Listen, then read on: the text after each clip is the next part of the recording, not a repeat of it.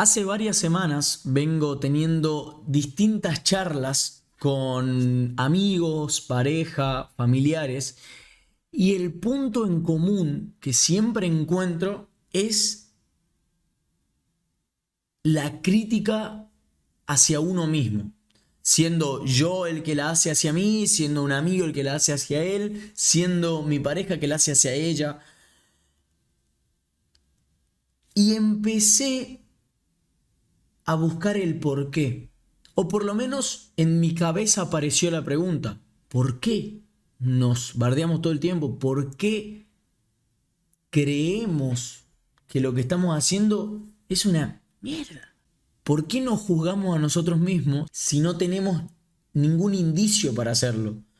En base a todas esas charlas, decidí hacer este capítulo. Bienvenidos a Estamos al Horno, un lugar en el cual todos somos iguales, o al menos nuestros problemas coinciden. El día de hoy, no te castigues. En base a estas charlas y a la aparición de esa pregunta en mi cabeza, ¿por qué nos juzgamos todo el tiempo?, desarrollé una teoría, vamos a llamarle, que le puse como nombre el desprendimiento de las masas. Que sería básicamente cuando nuestro cuerpo no sigue el ritmo de nuestra cabeza, o mejor dicho, nuestra cabeza no sigue el ritmo de nuestro cuerpo. Sería como una despersonalización entre el uno y el otro. Como consecuencia, vemos todo lo que hacemos de mala manera. Si nos sentimos de una manera, juzgamos esa forma de sentir. Nuestra autoestima es inexistente. Sería como que el cerebro juzga todo el tiempo el accionar del cuerpo. Es probable que científica o biológicamente esto sea imposible. Juzgar las decisiones que ella misma toma.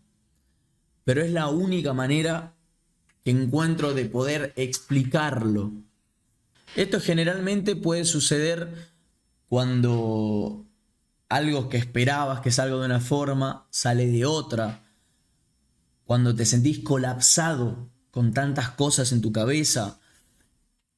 Cuando tenés muchos temas por resolver. O por lo menos eso crees vos. No dudo que es una consecuencia, y de las peores. Una muy mala consecuencia. Para predicar la teoría que formé, traje una experiencia propia. Hace unos meses no me encontraba, no sabía a dónde iba, para dónde iba, qué es lo que quería. Un día me levanté y dije, no quiero streamear más. Al otro día me levanté y tenía ganas de streamear. Un día me levanté y dije, no quiero streamear más, quiero hacer música. Y estaba constantemente peleando con mi ser, con mi cabeza en realidad, por saber qué es lo que quería. Y en el fondo, sin poder verlo en ese momento, había un miedo. Y ese miedo era el fracaso. Era fracasar en distintas cosas que haga. Se me venían muchas ideas para hacer, para ejecutar, y todas, pero todas, eran juzgadas por mi cabeza. Entraban, se quedaban acá, en el centro de la cabeza, la taladraba negativamente y se iba. Y así sucesivamente.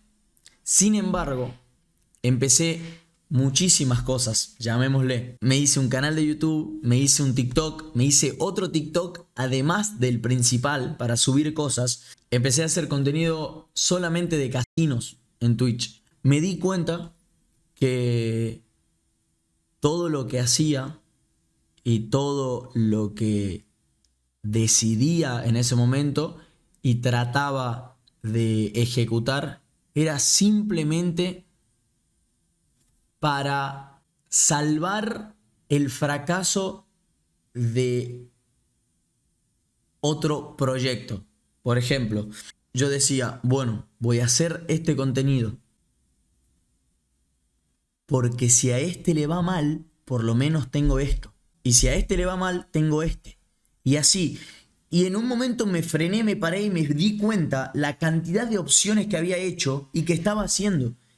Y el porcentaje de energía que le estaba derivando a cada una era del 20%, un poco menos. Tampoco nos pongamos tan matemáticos, por así decirlo. Y claro, todo lo que yo hacía y todo lo que yo tenía y todas las decisiones que tomaba en base a mis proyectos eran por miedo al fracaso. Pero en una introspección me di cuenta que no era miedo al fracaso. Era un manotazo de ahogado de un fracasado. Me sentí un fracasado. Y al sentirme así, lo único que hacía era castigarme, y castigarme, y castigarme, y castigarme. Y golpearme todo el tiempo. Y bardear, insultar, menospreciar al Mateo que se sentía así. Mi persona, mi funda, llamémosle porque esto es una funda, no podía tolerar, no podía verse como un fracasado. Entonces hacía varias cosas y bardeaba al que se sentía así, siendo que él también lo hacía, pero lo hacía para opacar su sentimiento de verdad. Capaz que enriedo un poco las cosas, pero yo seguía haciendo y seguía tratando de hacer. Y ahí es cuando yo agarro la teoría que desarrollé, que es el desprendimiento de las masas. Mi cabeza no seguía el ritmo de mi cuerpo.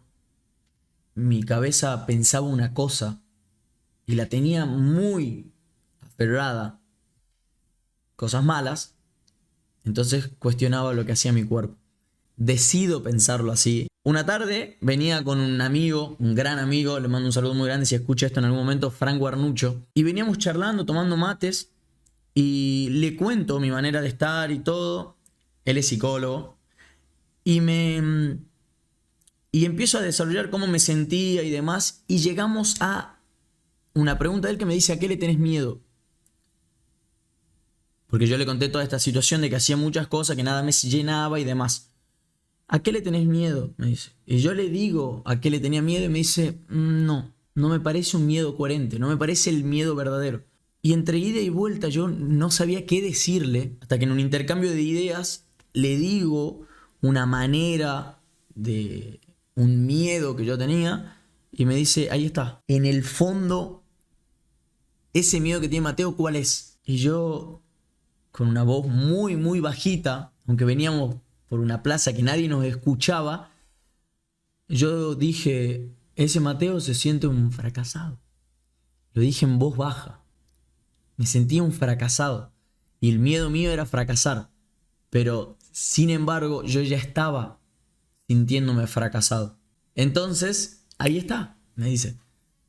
Pero ¿por qué sos malo? ¿Por qué lo bardeás? ¿Por qué lo insultás? ¿Por qué lo haces de menos? Si sos vos. ¡Buah! En ese momento yo empecé a atar cabos y a sentirme de una manera medio extraña. Pasamos por un banco de esa misma plaza y me dice: mira ese banco. Sí, lo miro. Ahí está Mateo. ¿Cómo es Mateo de verdad? ¿Cómo es Mateo el que vos conocés, el que más te gusta, todo? Y no, Mateo es frente en alto, sonriendo, haciendo chistes, tratando de hacer reír a la gente. Buenísimo. Y ahora está el Mateo que se siente un fracasado. ¿Cómo está? Y no, ahí está, cabizbajo. Se lo ve con miedo. Se lo ve triste. Falseando una sonrisa. ¿Qué le dirías? Me dice Fran. Me dice: ¿los voy a dejar solo? ¿Los voy a dejar solo? 2 segundos, decir un par de cosas. Yo me voy yendo. Él se fue. Y en ese momento yo le dije cosas al Mateo. Le juro que yo me veía. Yo veía al Mateo cabizbajo, que se sentía mal, que falseaba la sonrisa. Fue tremendo. Cuando volví a la caminata para volver a casa, tenía los ojos llorosos. Le digo: no puede ser lo que haces. ¿A qué voy con esta historia tan, tan, tan larga? No te castigues. No hay necesidad de hacerlo. Si bien hay veces en las cuales necesitamos descargarnos, desahogarnos, y lo hacemos con nosotros mismos, el enemigo más grande que tenemos es nuestra cabeza. Y para ganar la batalla a ese enemigo, necesitas de un aliado muy fuerte, que también es nuestra cabeza. Lo que yo pienso es que hay que tratar, porque es muy difícil, hay que tratar de enaltecer nuestro perfil bueno. Si estás pasando por un momento malo, negativo, abrazate. Pero te lo digo de verdad y con toda la sinceridad del mundo y la experiencia de que me pasó. Abrazate. Querete un poco más. Trata de quererte un poco más, porque no es fácil quererse a uno mismo. Yo en ese momento me sentí un fracasado y me acepté. Me sentí un fracasado. Ustedes saben lo que es convivir sintiéndote así y de igual manera aceptarlo. Porque al fin y al cabo somos nosotros mismos. Y yo tengo la creencia de que todos tenemos distintas personalidades, pero entre esas personalidades se llevan bien, porque si hay una que se lleva mal, descompagina todo y hace que todo vaya mal.